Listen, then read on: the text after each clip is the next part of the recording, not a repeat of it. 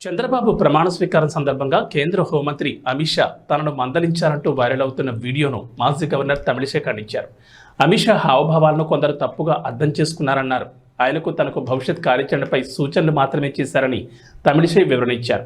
2024 ఎన్నికల తర్వాత తాను తొలిసారిగా హోంమంత్రి అమిత్ షాను కలిశారన్నారు. ఈ సందర్భంగా ఆయన తనను పిలిచి ఎన్నికల అనంతరం తీసుకోవాల్సిన చర్యలు, ఎన్నికల్లో తాను ఎదుర్కొన్న సవాళ్ల గురించి అడిగారన్నారు. తాను మరింత విపులంగా చెప్పేందుకు ప్రయత్నించారన్నారు. అయితే ఆయన సమయాభావం కారణంగా క్షేత్రస్థాయిలో మరింత విస్తృతంగా పనిచేయాలని మాత్రమే చెప్పారన్నారు. ఈ ఘటన చుట్టూ నెలకొన్న ఊహాగానాలకు ముగింపు పలికేందుకే ఈ వివరణని ఆమె ఎక్స్లో ఓ పోస్ట్ పెట్టారు.